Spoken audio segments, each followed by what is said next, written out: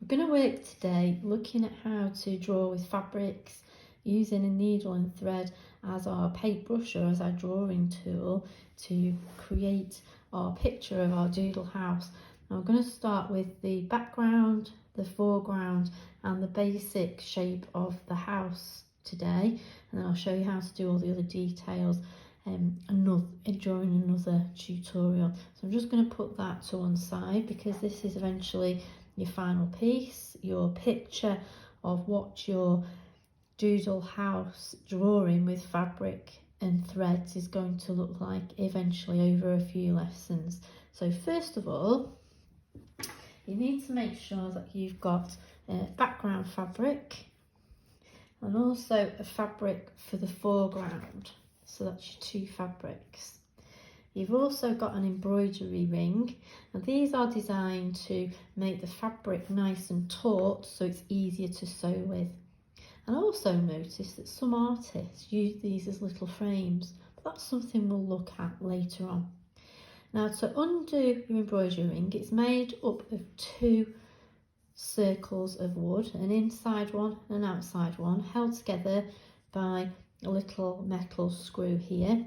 The metal screw, if you hold it in your hands like so, this one here with your thumb and finger, if you turn this bit here, that texture bit away from you, this will loosen up the outside frame and allow you to push out the bottom bit, which is solid.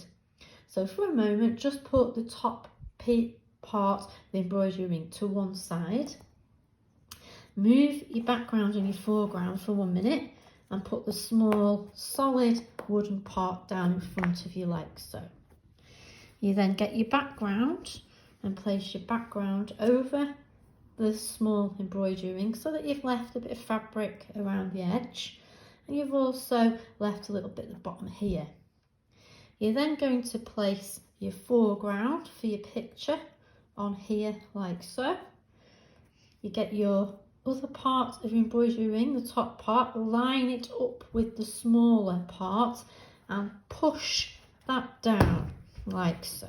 You're going to take maybe a little bit of jiggling around. As you can see, that fabric started to tighten up. Now what you want to do before you tighten this bit up is just go around the ring here and pull the fabric so it's really tight.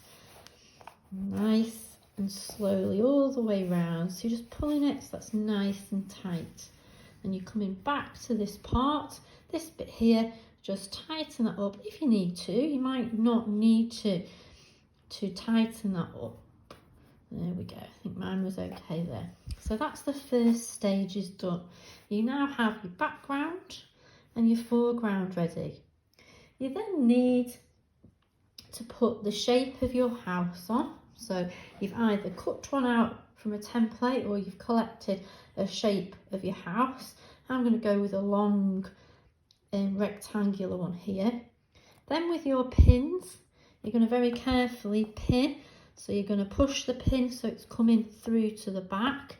Then very carefully with your finger, push that there so it comes through here. And try not to stab yourself. Turning that round.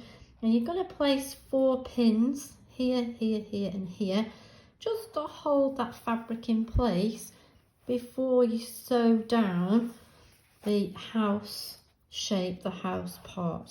So we're going to put those 4 pins in place, remembering that pins are designed with the little heads on the top. Have some here little decorative ones with flowers, and they're there to help you for when you pull them out from your thread. It just makes life a little bit easier for you. So that's why pins have got little heads on them. And we're going to turn that all the way back round to the front there. So I've got my house, my basic house shape pins in place, and that's what the other one looks like with all the decorative parts, which we'll come to later. So we're concentrating now on this part. Now as you can see here, there's a stitch holding this in place.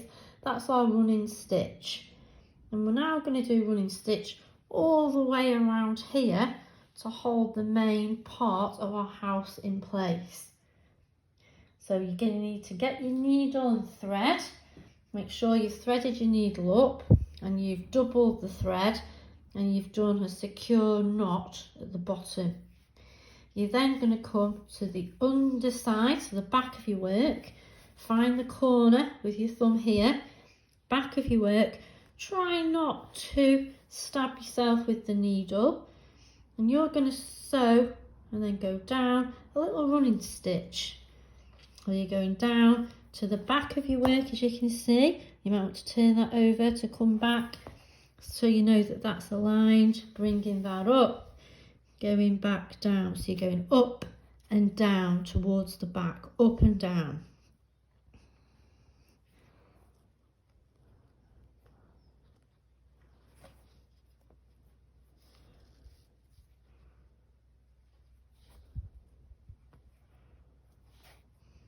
Okay, again, it's coming from the back and we're going up and we're going down.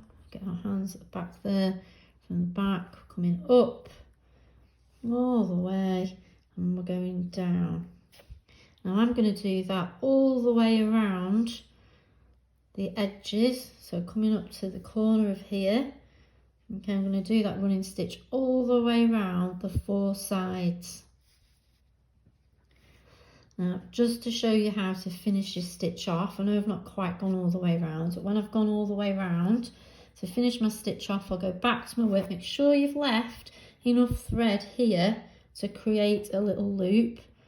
I'm going to go back onto the stitch that I've just sewn, coming back here, reverse, pull that nice and tight. Now I'll do that a couple of times so that my work's not going to all unravel later, and pull that tight there.